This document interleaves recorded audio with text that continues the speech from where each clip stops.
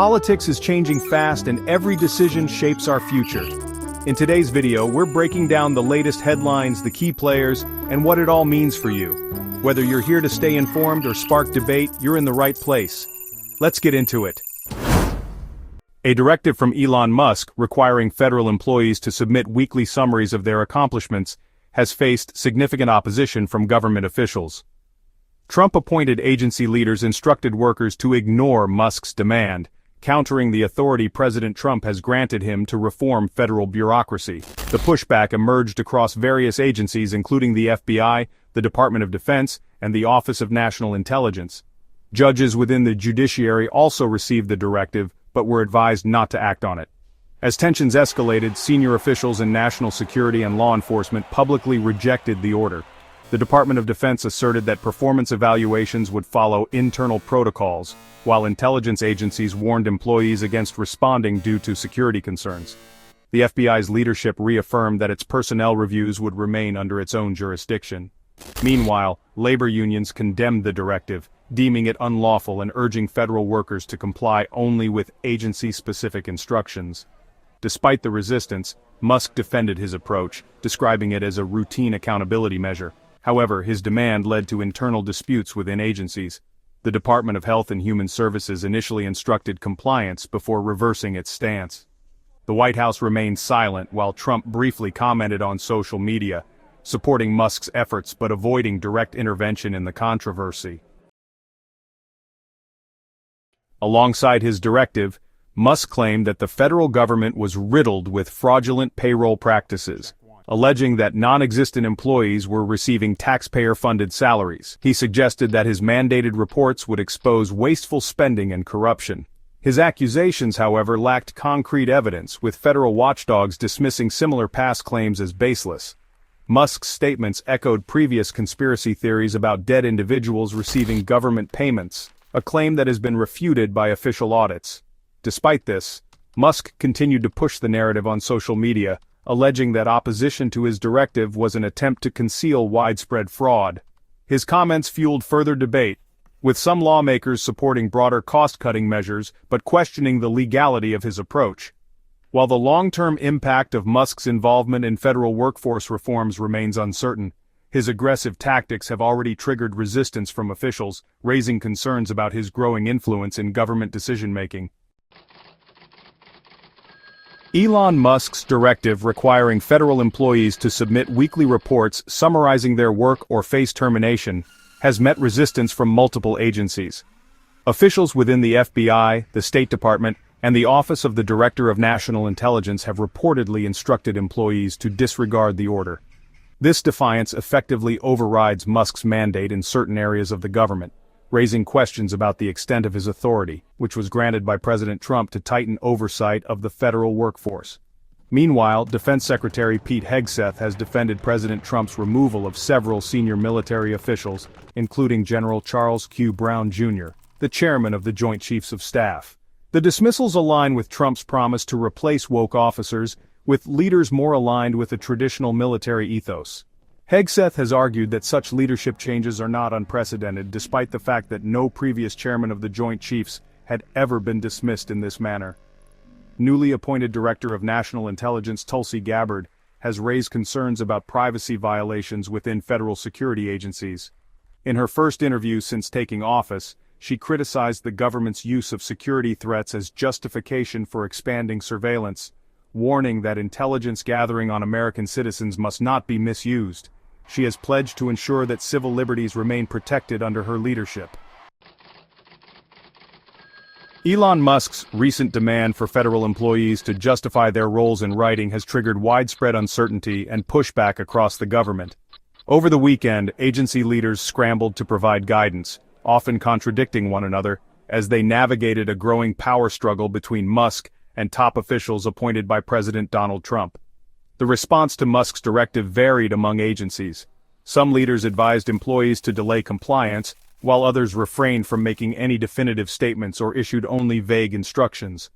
The situation highlights the tension between Musk's aggressive, fast-moving approach and the bureaucratic structures designed to maintain stability within the federal government. Elon Musk has no authority. He's not in the chain of command of these employees, so Getting a direct order to do something or lose your job in some capacity when he had no authority to do that is something these agency heads are basically wising up to, said Mark Maxon, an attorney with nearly 4 decades of experience in federal employment law. Derives his influence largely from his close relationship with President Trump. However, his latest order has prompted agency heads to assert their authority, signaling a shift in their willingness to challenge his directives. On Saturday, Musk announced on social media that all federal employees would be required to submit an email detailing their weekly accomplishments. According to his statement, failure to respond would be considered a resignation. Hours later, workers across various government agencies received an email instructing them to list their achievements in 5 bullet points, with a deadline set for Monday at 11:59 p.m. Eastern. The directive immediately created confusion among millions of federal employees, many of whom questioned whether their jobs were at risk. As uncertainty spread, leadership within certain agencies advised their staff not to comply immediately, further complicating the situation. The White House and Congress are working together on a reconciliation plan to optimize the distribution of government savings. This initiative seeks to reduce inefficiencies in public spending while making strategic financial allocations. A key proposal, backed by prominent figures such as Elon Musk and James Fishback, suggests a structured approach to managing the savings. Under this plan, 20% of the funds would be directed toward direct payments to taxpayers, another 20% for national debt reduction, and the remaining 60% to support various government programs. By implementing this structured distribution, policymakers aim to ensure a balanced approach to economic management. At the core of the initiative is the goal of reducing the national deficit by $1 trillion. Supporters argue that addressing financial inefficiencies while strategically redistributing resources can lead to long-term economic stability. The proposal has sparked discussions among lawmakers regarding the best ways to achieve fiscal responsibility without compromising essential government functions. The plan's endorsement by influential figures has brought increased attention to the broader issue of public spending reform. As debates continue within Congress, the focus remains on how to implement these changes effectively and equitably. Policymakers are considering various factors, including economic impact, public response, and the long-term benefits of reducing government waste. With negotiations ongoing, the proposal represents a significant step toward rethinking national financial strategies. In an effort to allocate government savings more effectively, Doge advisor James Fishback has put forward the Doge Dividend proposal, which seeks to provide direct financial benefits to taxpayers. The initiative is designed to return a portion of surplus government funds to citizens, offering immediate economic relief. According to estimates, the plan anticipates achieving $2 trillion in government savings. Out of this amount, $400 billion, representing 20% of the total savings, would be designated for direct payments to taxpayers. This strategic allocation aims to ensure that a substantial portion of the recovered funds directly benefits the public. Under the proposal, approximately 79 million tax-paying households would each receive a $5,000 payment. To reinforce the administration's involvement, these checks would bear the signature of former President Donald Trump. The measure is intended to provide financial support while simultaneously demonstrating the effectiveness of cost-cutting measures at the federal level. Fishback has defended the plan against concerns of inflationary pressure, asserting that since the funds are derived entirely from government savings rather than new spending, the initiative would not contribute to rising prices. The proposal aims to strike a balance between fiscal responsibility and tangible economic benefits for American taxpayers. In the opening weeks of his return to the White House, President Donald Trump has implemented sweeping policy changes at an unprecedented pace. However, the most striking aspect of his administration's early actions has not been the speed of these reforms, but rather the fact that they have been carried out with little apparent political cost. Despite the significant scope of these measures, Trump has managed to maintain broad support.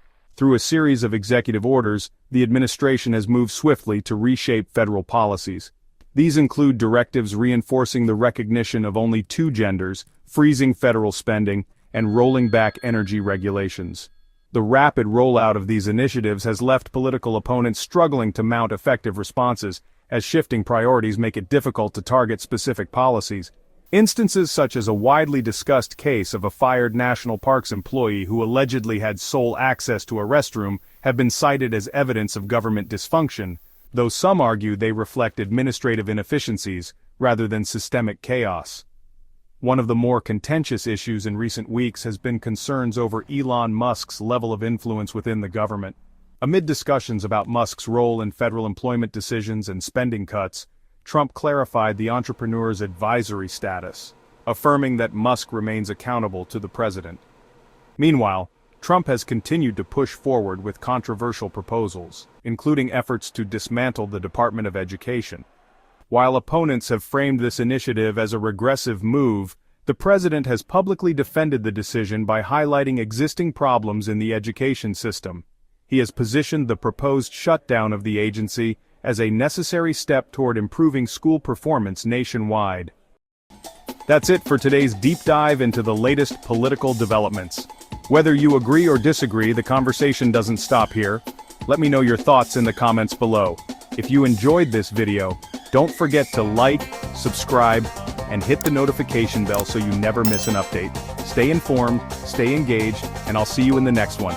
Let me know if you want a different tone, more serious, engaging, or even humorous.